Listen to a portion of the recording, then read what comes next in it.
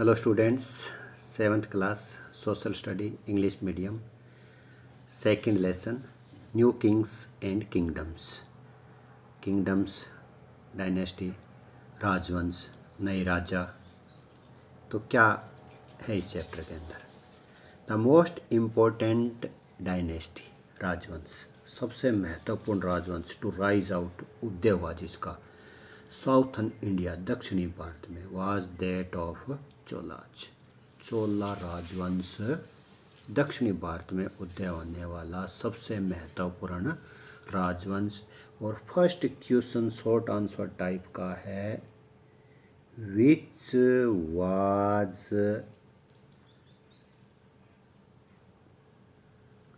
Was the, अब line में start हो जाइए, the most important dynasty to rise out of the southern India.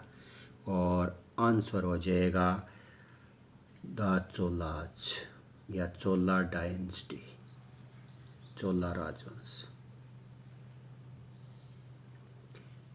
Unlike, और इसके विपरीत, अनलाइक इसके विपरीत, most of the other dynasties, दूसरे राजवंश कौन से, Chalukyas, Pallavas, Pandyas, Rashtrakutas, their origins are not traced from outside. बाहर इनके कोई चिन्ह नहीं है, but very most from the southern India, very much from the southern India. ज़्यादातर इनके जो है साउथ में है, साउथ इटसेल्फ, साउथ में ही है दूसरे जो हैं इनके. Emergence of new dynasties, in the end of the 7th century many new dynasties, क्या कहता है, in the end of 7th century, 7वीं जो 7th century उसके एंड में न्यू डायनेस्टीज, नए डायनेस्टीज, अब नीचे आएगा एमर्ज्ड इन इंडिया. देखिए कहाँ से क्या क्या है. In the end of 7th centuries, many new dynasties emerged in India. Dynasties emerged in India. कौन सी? गुर्जर्स, प्रिहार्स, राष्ट्रकूट, पाल्स, चोलाज, चाहमन, चौहान्स. ये भी क्वेश्चन है आपका. क्या क्वेश्चन है? हाउ मैनी न्यू डायनेस्टीज, ये मैंने यहाँ लिखा है, हाउ मैनी न्यू और dynasties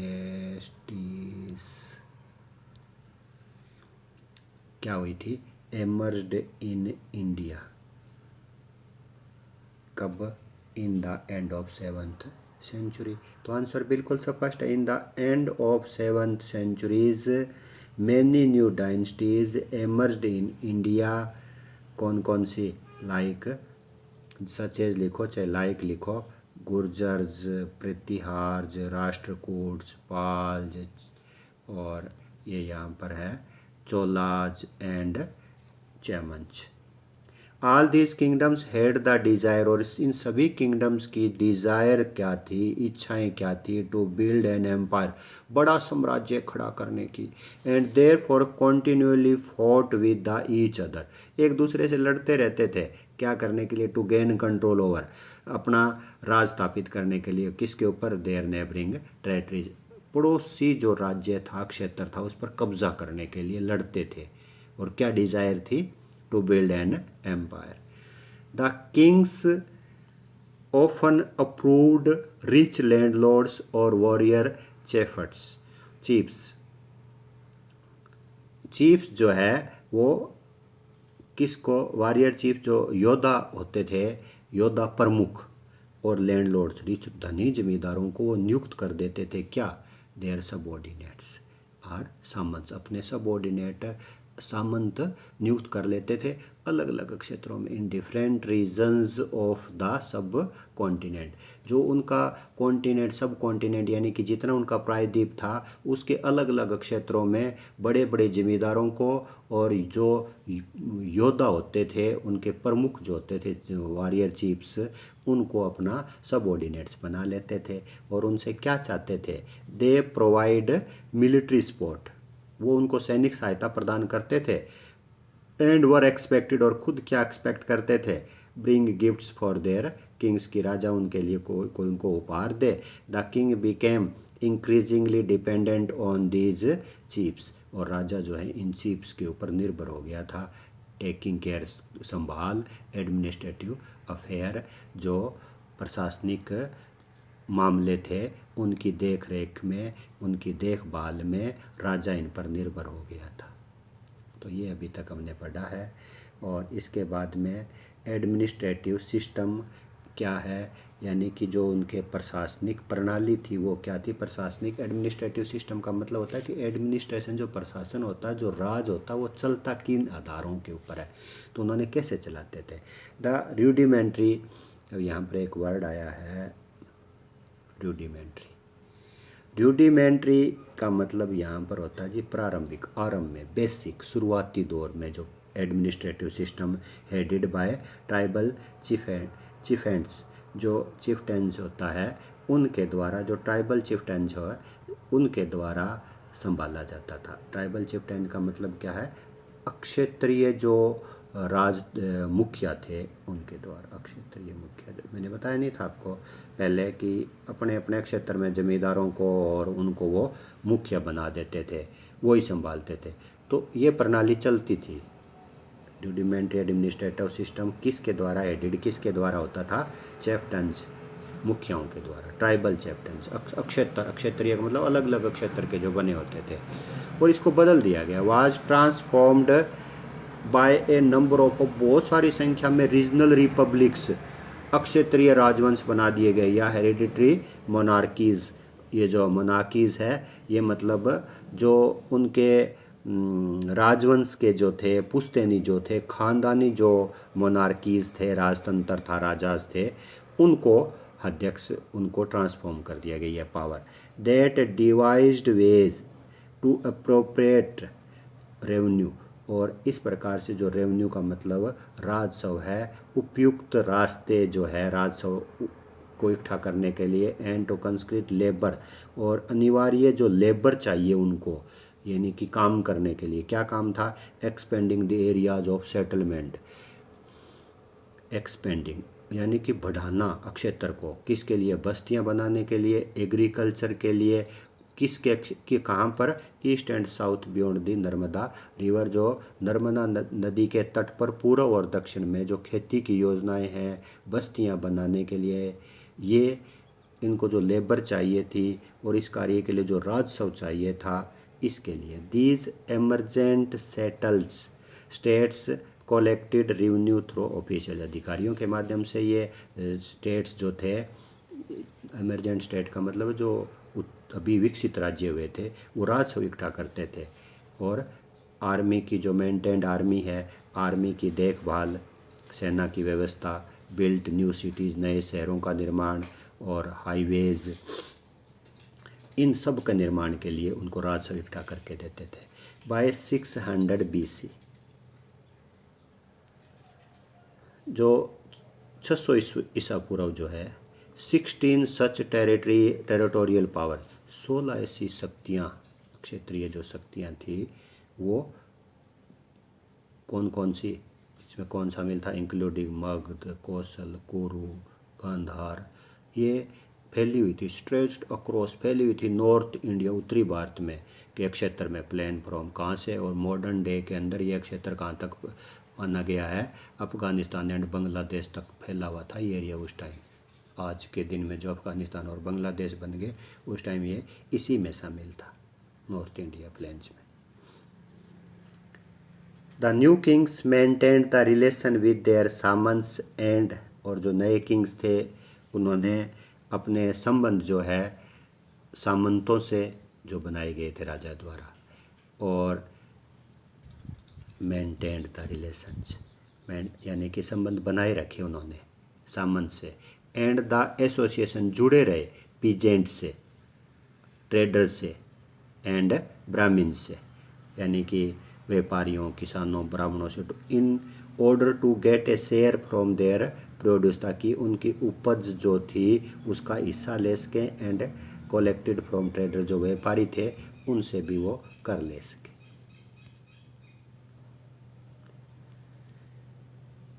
all the ruling dynasties of the early medieval, जो आरंभिक प्रारंभिक जो मध्यकाल था उसके जो सारे जो रूलिंग डायनेस्टीज का मतलब राजवंश जो घराने थे, सत्तारूढ़ जो राजवंश था, had their own areas of influence, हर एक का अपना अपना एक क्षेत्र में प्रभाव था। But they often try to control other areas, पर वो प्रयास भी करते थे कि दूसरे एरियाज को ज़्यादा धन कमाने के लिए उन पर भी कब्जा करें। और वह एक ऐसा क्षेत्र कन्नौज भी था गंगा घाटी में, which led to tripartite struggle for centuries, यानी कि शताब्दियों तक ट्रिपार्टी स्ट्रगल, त्रिदलीय संघर्ष को जन्म दिया उसने, कन्नौज ने, गंगा घाटी में कन्नौज नाम का क्षेत्र था। अब इसके आगे का जो राजवंश है वो है पाल्स। बिटवीन 8th, अब 7th का सेंचुरी का एंड हो गया और उसमें जो आपको बता दिया गया था कि जो इसके अंत तक के ही नए राजवंश जो है वो आगे थे, उसी राजवंश के नाम में एक पाल्स नाम का राजवंश भी था। अब ये उसके बारे में डिटेल है। 8th and 10th सेंचुरी के मध्य ए नंबर ऑफ शताब्दी, A number of powerful empires dominated the eastern and north parts of India. Eastern and north part of India के अंदर अनेक शक्तिशाली, नंबर ऑफ पावरफुल, अनेक शक्तिशाली साम्राज्यों ने शासन किया, ruled, dominated. The Pala king Dharmapala, Pala राजा धर्मपाल, सन ऑफ गोपाल, गोपाल का बेटा, रैंड शासन किया from the late 8th century, 8वीं शताब्दी के अंत से टू अर्ली 9th सेंचुरी, 8वीं शताब्दी के अंत से 9वीं शताब्दी के प्रारंभ तक धर्मपाल ने राज्य किया। और Nalanda university and Vikramashila university were founded by Dharmapala, जो नालंदा विश्वविद्यालय है उसका और विक्रमशिला विश्वविद्यालय, महाविश्वविद्यालय है, इन दोनों की स्थापना धर्मपाल ने की थी। तो ये पाल्स के बारे में है। और पाल्स का जो है उसके बाद में सेंज नाम से है ये। After the decline of the Palas, पालों के पतन के बाद, डिक्लाइन पतन, यानी कि जब पालों का पतन हुआ तो सेन्स के पास सत्ता चली आई। The Sen dynasty established its rule in Bengal, Sen जो राजवंश था इसने बंगाल में राज स्थापित किया। The founder of the dynasty was, और इसका जो संस्थापक था वो सामंत सेन था। शॉर्ट आंसर टाइप में क्वेश्चन भी आ सकता है ये कि जो सेन डायनेस्टी है इसका फाउंडर कौन था, who was the founder of the Sen dynasty, तो सामंत सेन है इसका। और the greater ruler of the dynasty was, और इसका जो इससे भी इस डायनेस्टी का ग्रेटेस्ट रूलर, महानतम शासक कौन था वो भी आ गया है।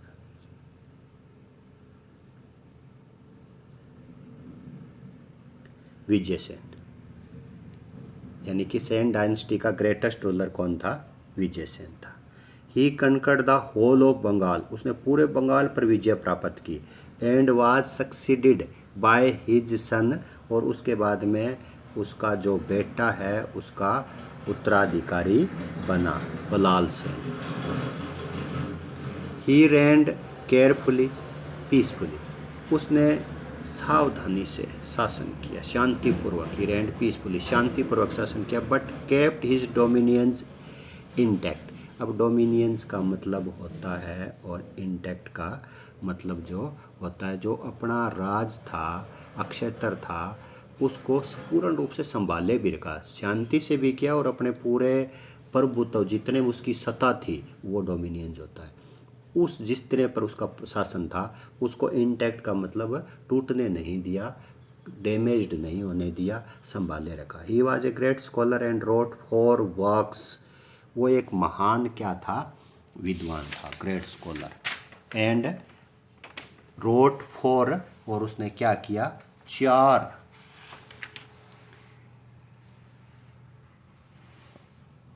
वर्क्स इंक्लूडिंग 1 ऑन एस्ट्रोनॉमी, यानी कि 4 किताबें लिखी उसने, और रचनाएं लिखी उसने, और उसमें खगोल विज्ञान, एस्ट्रोनॉमी, खगोल विज्ञान पर भी लिखी थी। और जो last ruler of this dynasty, Sen dynasty का लास्ट रूलर, फर्स्ट रूलर भी बता दिया था और लास्ट रूलर भी बता दिया था और ग्रेटेस्ट रूलर भी बता दिया था। और डायनेस्टी वाज कौन था इसका? Lakshman Sen. Under whose reign the Muslim invaded, आक्रमण किया बंगाल के ऊपर, यानी कि उसके शासन के दौरान मुस्लिमों ने बंगाल पर आक्रमण किया। एंड द एम्पायर फेल, और उसका जो साम्राज्य था उसका अंत हो गया। अब इसके बाद जो है इसमें आ गया प्रतिहार्च, वो भी ऊपर नाम आया था। ये जो प्रतिहार्च है इस राजवंश के बारे में, ये जो प्रतिहार राजवंश है, प्रतिहार डायनेस्टी है, greatest ruler of the Pratihara dynasty was Mihir Bhoj. Mihir Bhoj जो है इस डायनेस्टी का ग्रेटेस्ट रूलर था। ही रिकवर्ड कन्नौज, जो कन्याकुब्ज बाय 836 836 को कन्नौज को उसने वापस हासिल कर लिया था, रिकवर्ड कन्नौज।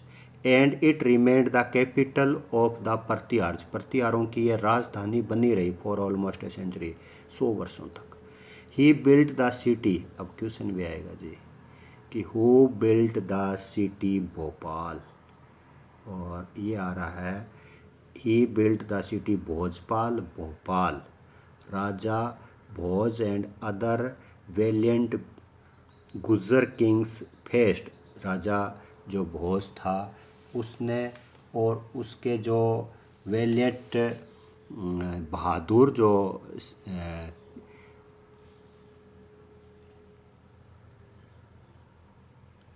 अब पहले तो ये देखिए कि जो ग्रेटेस्ट रूलर प्रतिहार डायनेस्टी मिहिर भोज था उसने क्या किया था? Built the city Bhopal, Bhojpal जिस तरह से है। और राजा Bhoj and they other valent गुजर, जो दूसरे बहादुर गुजर राजा थे, किंग्स थे, फेस्ट मुकाबला किया एंड डिफीटेड मैनी अटैक्स, हराया भी किसको? Of the Arabs from west, west से जो अरब्स थे उन्होंने उन पर आक्रमण किया और इन राजा भोज ने और बहादुर गुजर राजाओं ने उनका मुकाबला किया और उन्हें हरा दिया। बिटवीन 915 टू 918, 915 to 918 शताब्दी जो है, कनौज वाज अटैक्ड, फिर कनौज पर आक्रमण हुआ किसके द्वारा? राष्ट्रकूट किंग द्वारा, Rashtrakuta king who devastated the city, उसने इस शहर को बर्बाद कर दिया। Leading to the weakening of the Pratihara empire, और प्रतिहार साम्राज्य को कमज़ोर कर दिया। इन